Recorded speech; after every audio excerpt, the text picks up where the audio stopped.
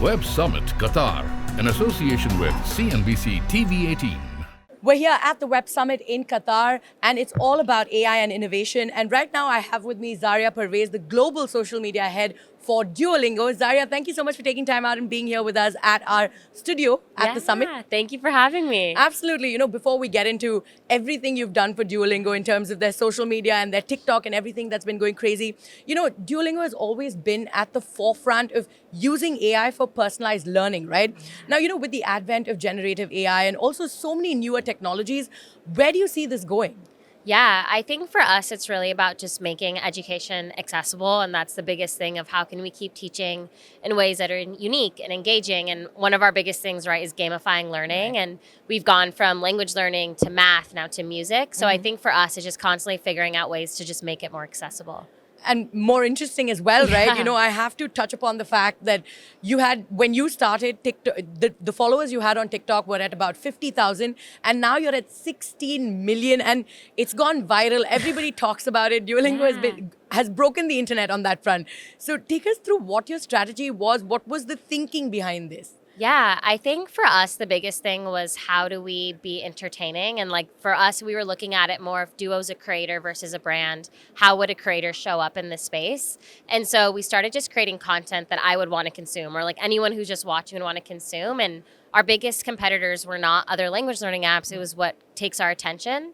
And so we really built this whole strategy of Duo being a creator himself and kind of being a form of satire that was making fun of the internet and doing trends that you or I would do, but now an owl's doing it. And how do you personify something that seems so difficult sometimes? Learning a language is hard, and our job is just to make it fun. So we do that through different avenues of just interacting with culture. Was it, when you came up with this idea, was it difficult sort of asking the management or telling them about, this is what we need to do to sort of break the internet? How did you go about sort of convincing people that this is what we need to do? Yeah, I think it's part of our DNA too. Duolingo is also about testing and learning and just putting your best foot out there.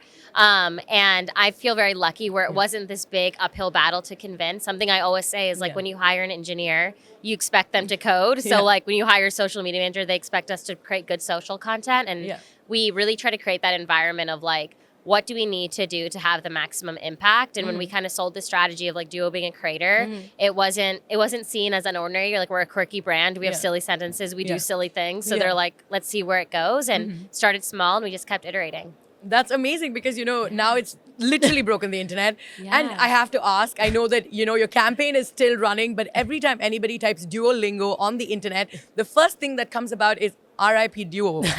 What is this? What is happening? Yes. So the Duolingo bird is currently dead. It's been a tough week.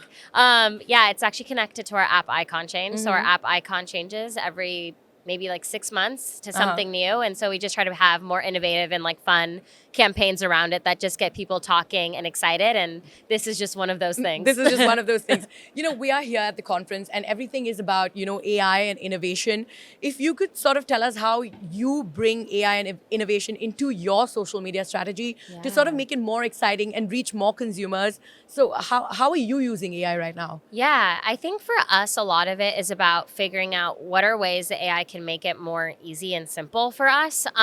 So I would say at this point, we still film all of our stuff in-house. We have our creatives create the different art direction for it. But it's maybe we need joke punch-ups, or we need something to help us be is this funny? Is this not funny? What are different ways that I can write this or talk about this? And I think AI really helps us have that hat on of just thinking differently and not being exactly how Zaria would approach it, but how would a middle-aged woman from Wisconsin approach this, or so on and so forth. So getting those different personas to bring it to life in our content has been really awesome. Yeah, it helps you also reach a larger audience. And speaking about a larger audience, Duolingo has a large presence in India, right? And in fact, it's one of your largest English learning people, right? Yeah. So I just wanted to understand, you've always had a social media first strategy out here to try to, make people understand that Duolingo exists and, they can use it and this is what you can do with it. So if you could sort of throw light on the strategy that y'all have for India and markets that aren't the US. Yeah, so we have country marketing managers around the world, and one of our amazing Indian country marketing managers runs the India account. And we always say his strategy obviously lives on Instagram Instagram and YouTube Shorts, but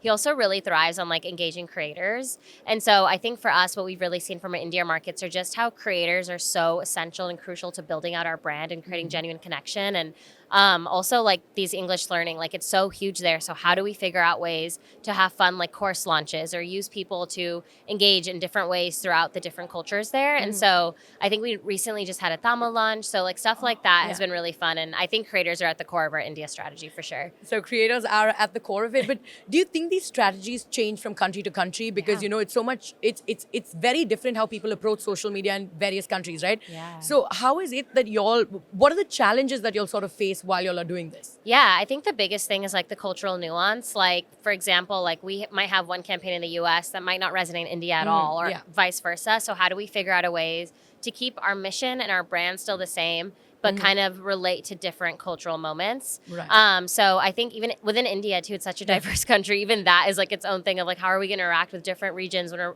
launching different courses?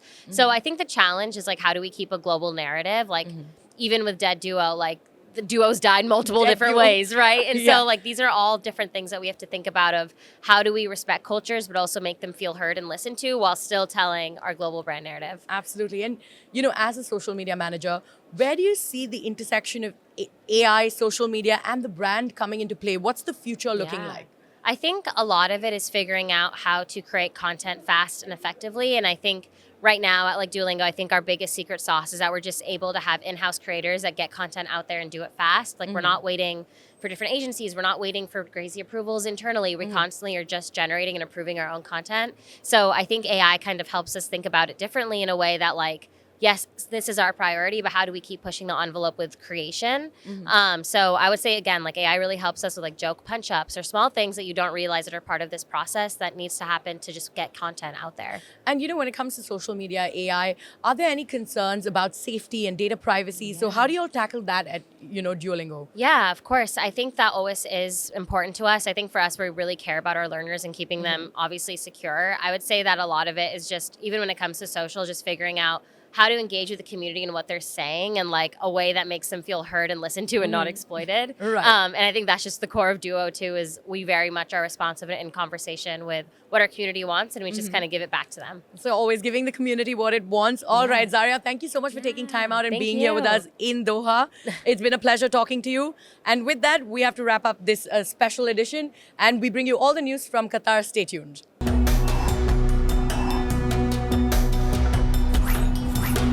Web Summit Qatar, in association with CNBC-TV18.